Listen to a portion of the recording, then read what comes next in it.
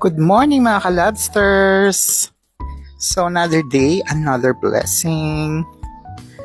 So kagabi nga pinakita ko yung yung a night in my life. So today, it's Thursday. Punta ako ng dun sa sasakyan, papainitin ko. So tara, samahan niyo ako. So ayan, naka-ready na yung motor ko. Bubuksan ko lang yung gate. Buksan ko yung gate. So, ang ganda ng ang ganda ng cloud.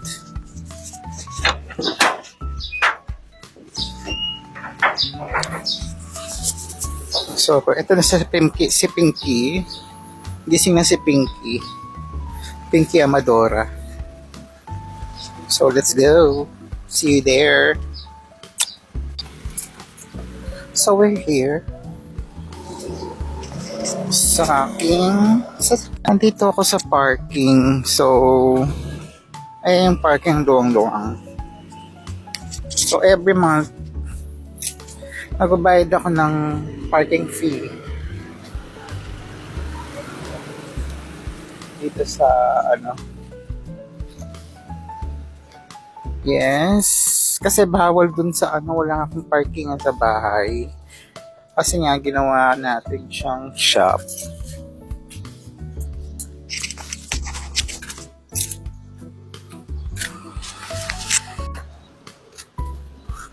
So, dito ako nakikipark kasi bawal dun sa bawal dun sa harap ng bahay namin. Ayan. Tollway zone yun.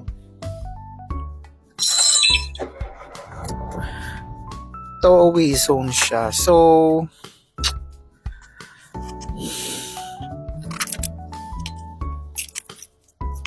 nangupanan ako ng parking. So, monthly ko dito is nasa 1,000 plus lang. Kaysa naman sa matowing ako every Kasi iba, nakadalawang beses na akong ng warningan doon. Pero hindi pa naman natowing yung sasakyan. First warning, second, yung tiniketan na. Actually, sa labas lang dati to sa tapat ng bahay. Kaso, actually mas safe na siya dito kasi pag gabi, syempre di mo naman alam yung mga dumadaan paglasing, ganyan, nakamotor, baka yung babagayin nila yung sasakyan mo, sagi nila, may gasgas. Actually, may gasgas na to sa likod eh. Tinamaan ng bike naman, matanda siya. Sabi, nakita ng kapatid ko, hindi na daw niya sinabi sa akin kasi baka daw singilin ko, mukhang walang pera yung matanda. So, mayan ko na lang. Tsaka hindi naman siya masyadong malaking damage yan. Medyo konti lang ng scratch kasi yung lang ng gulong lang ng yun gulong lang may bike lang yung tinamaan. So, kaya buti may dito, may available parking dito sa amin. Kasi kung wala, nasa labas pa rin to. Or hahanap ako ng medyo malayong parking. At least dito lang siya sa kanto namin. Kung saan yung bahay na, kanto lang siya. O pag aalis kami, kinukuha ko siya. May kagandahan dito, may bubungan na rin. So, safe na rin yung sasakyan. Ang lang kasi, medyo maalikabok kasi tawag dito, madami pang buhangin sa labas. Tapos nandito rin yung e-bike namin. Ayun yung e-bike, yung nakatakip.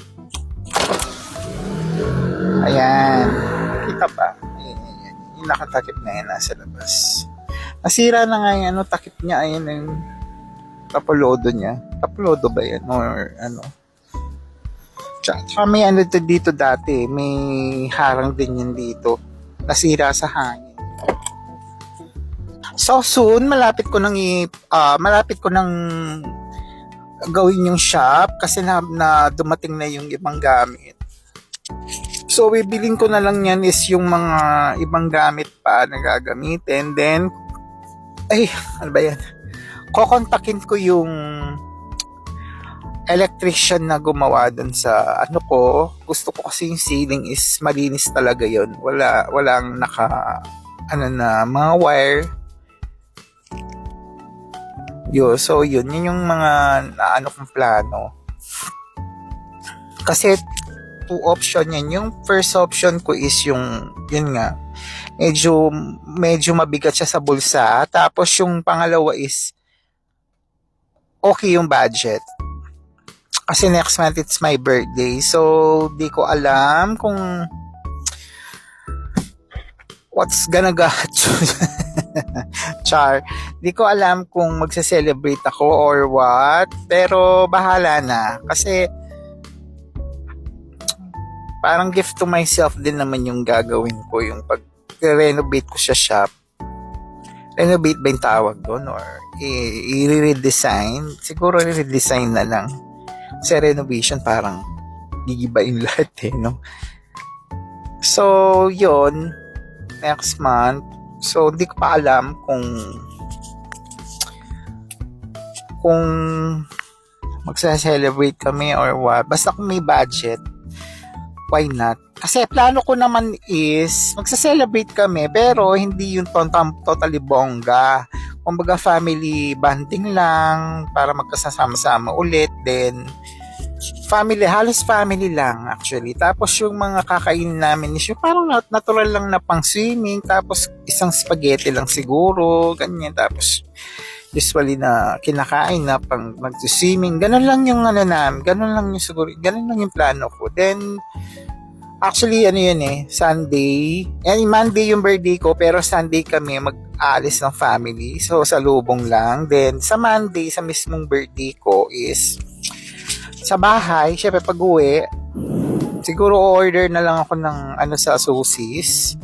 And then, yung mga friends ko naman, yung pagpuntahin ko sa bahay para mag-merienda. So, merienda party lang yung ganap sa birthday ko noon. Tapos, siguro, coffee lang sa labas. Ganun lang yung atake sa plano ko sa birthday ko. Simple lang, di siya bongga. So, yun. Magbe-birthday niyan yung aking Josawa sa 28. Birthday niya sa July 28. So, di ko alam kung maghahanda siya or what. Kasi, ang tawag dito, dahil nga nagpa-check up siya last month. So, sa July 21, doon namin malalaman kung okay na yung mga test niya. Kasi dalawang yung mataas niya eh. Tapos yung isa medyo nanganganib tumaas. So, pinaayaw muna siyang painumin ng alak. Then may bawal siya sa coffee, bawal siya sa tinapay, maraming kanin. So, ayun. So, sabi ko, kailangan mo mag-diet, bawal ka muna mag-coffee. So, actually, plano niya, iinom daw sila. Kaya sasabi ko, tignan natin kung okay yung mga result mo. Kasi kung di okay yung result mo, hindi siya pwedeng uminom. Pwede siya magpainom ng alak sa mga kasama niya sa trabaho, pero hindi siya pwedeng uminom. Siguro pwede niyang inumin is tubig lang. Char. Hindi, siguro pwede naman siyang uminom. Papayagan ko siya, pero konti lang kasi dahil nga mataas yung mga niya, syempre pinag-iingat ko rin yung niya, yung health niya, lalo na nasa 40 years old na rin siya. So, pag ganong stage na tayo, mga age, medyo kailangan health conscious na tayo, diba? So, hanggang dito na lang muna yung aking mini vlog, a day in my life. So, update na lang. Kung gusto mo itong mga ganitong chikahan, gusto malaman yung aking life, follow mo ako, like and share na ang aking mga video. Thank you so much mga kalabsters. God bless. Babush.